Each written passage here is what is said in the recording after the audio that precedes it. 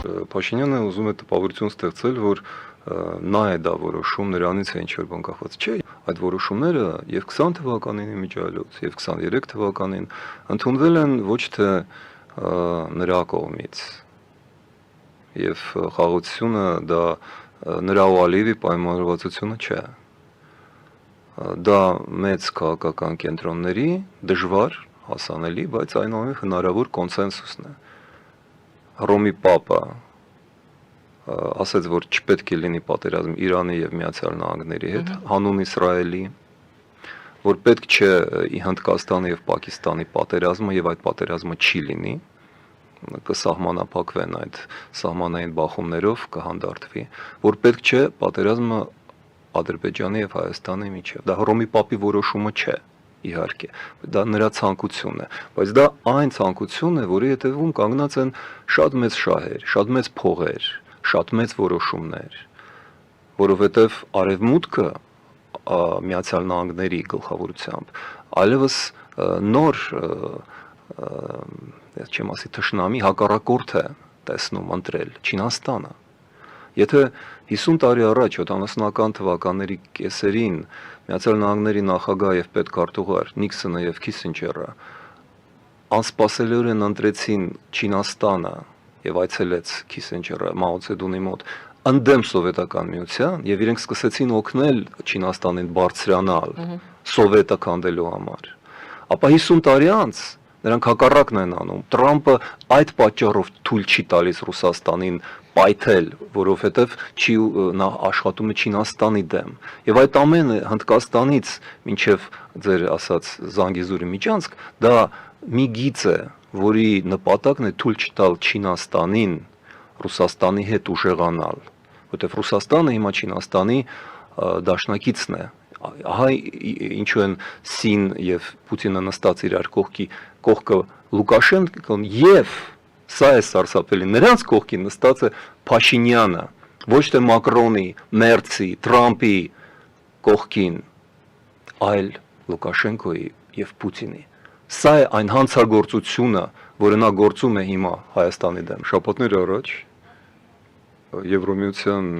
արտաքին գործերի հանձնակատար Կայա Կալասը, որ արդեն երկրորդ անգամ հետաձգում է իր այցելությունը Հայաստան, արդեն Բաքու ասցրեց գնալ, եւ դա ցուցադրաբար էր, բայց Երևան դեռևս չի եկել։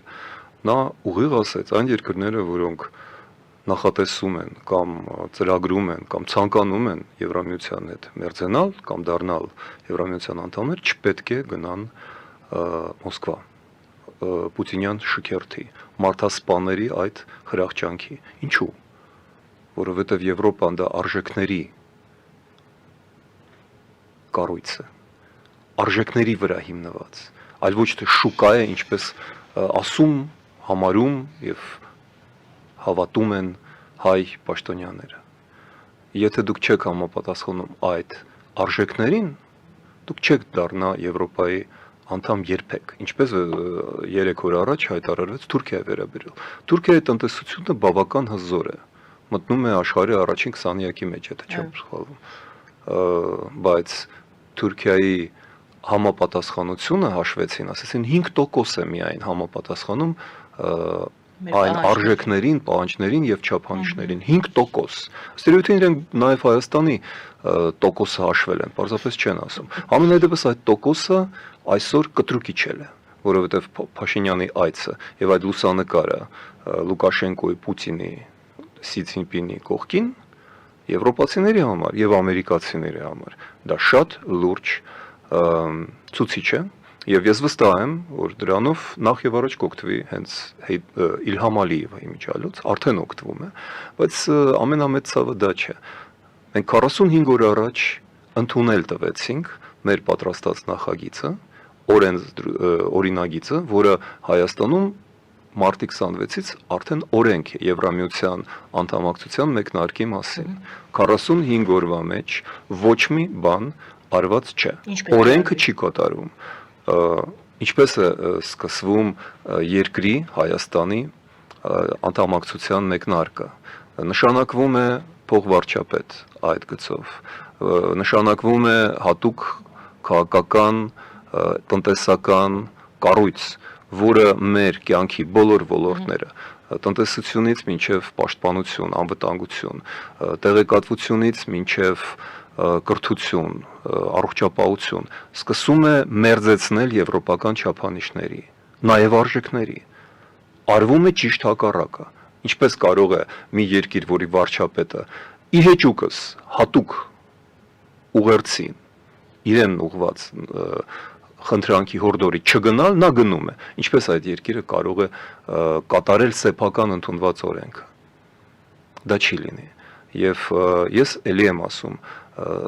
մարդիկ փոխարինակում են գերագույն շահերը պետական եւ ազգային սեփական փոքր եւ կուսակցական ել ավելի փոքր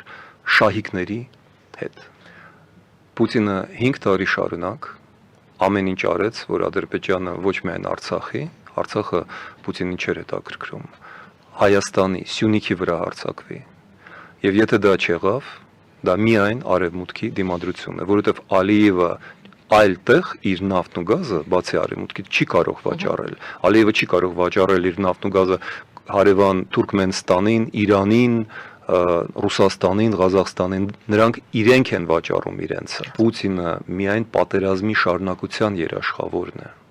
Եվ 20 թվականին, եւ 23, եւ 25-ին, եւ 26-ին նա ձգտելու է պատերազմի։ Երաշխավորը արևմուտքն է։ Պուտինը պարզապես ինչպես միշտ ստում է, կեղծում է, եւ այն որ Փաշինյանը գնաց Մոսկվայում դա հայտարարեց, դա Պուտինի խաղի մեջ մասնակցելու Փաշինյանի գինն է։ Փաշինյանը ժողովրդին խաբելու համար է ասել դա Մոսկվայում, որ մարդիկ կարծեն, որ նա դրա համար է գնացել, որ հետ գա ասի Պուտինը հրաժարվում է պատերազմից։ Ոչ, միգուցե նրան խաբել է Պուտինը, չգիտեմ, միգուցե Փաշինյանը չի հասկանում դա, նման բաներ էլ եղել են, բայց ասում եմ, կրկնում եմ, ամենայն պատասխանատվությամբ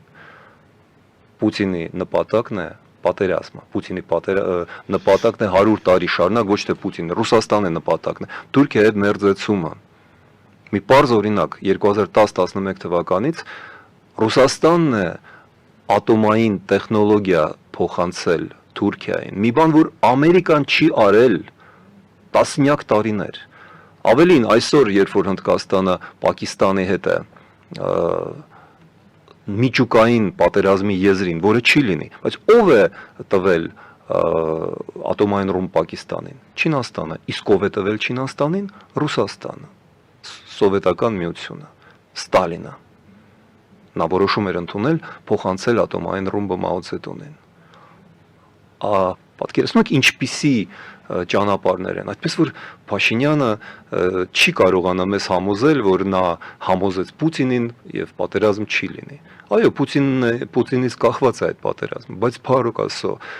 ոչ միայն Պուտինից։ Այն որ պատերազմ, որը ուզում է Պուտինը, չի լինի, դա միայն Եվրամիության եւ Ամերիկայի Միացյալ Նահանգների արգելքն է Ադրբեջանի դեմ, որտեղ Ադրբեջանը կորցնելու է իր տնտեսական բոլոր կապերը եւ սնանկալու է շաբաթների ընթացքում։ Ես բացառում եմ, որ Մակրոնը խրախուսել է նման այցելություն։ Ես խոսում եմ ոչ թե Մակրոնի հետ իհարկե, բայց ես հանդիպում եմ եվրոպական դեսպանների հետ։ Եվ իրենք երբեք չեն ասում, չէ, մենք ասել ենք ոչ մի դեպքում մի գնա։ Դրանք ասում են, դե եթե ձեզ պետք է գնացեք, դուք եք որոշում։ Հետո կառուցում են իրենց հարաբերությունները ըստ փաստի։ Անշուշտ։ Եվ մենք երևում ենք խեղճ ու կրակ, թույլ, կոտրատված, կոտրատվող եւ անհույս մի պետություն, որի վրա որևէ հաշվարկել անել չի կարելի։ Այդպես եղավ Վրաստանի հետ։ Իրենք նայում են, մտածում են, դե եթե Վրաստանը ծախվեց ռուսներին, դե Հայաստանը ինչ անի։ Իրենք խղճում են մեզ, բայց դա շատ կասկածելի արդարացում է։ Մենք շատ վաղուց կարող ենք սկսել մեր շարժումը դեպի արևմուտք 25 տարի առաջ, մեր հաղթական պատերազմից հետո։ Մենք դա չարեցինք եւ չենք անում մինչեւ հիմա։ Մեր կյանքի կեսը գնաց մեր իշխանավորների փոքրիկ իշխանությունը եւ մեծ գողոնը ապահովելու վրա։ Էզոպոսը նման դեպքում գրեց մի առակ աղվեսի մասին, չգիտեմ ինչի աղվեսի ու խաղողի մասին։ Ես չգիտեմ որ աղվեսները խաղող են սիրում, բայց Էզոպոսի մոտ այդպես է, չկարողանով հասնել խաղողին, աղվեսն ասեց դե խակ է խաղողը, չեմ ուզում դա ուտել։ Սա խակ խաղողի մասին հին հունական առակ է, որը հայերենում ավելի կոպիտ ձևով են ձևավորում, չեմ ուզում եթերում դա ասել։ Ոչ, ես չեմ հավատում, որ դա խորամանկ խաղ է։ Դա շատ թույլ, պարտված խաղ է, եւ մենք այդ ամենը դեռևս պետք է կարողանանք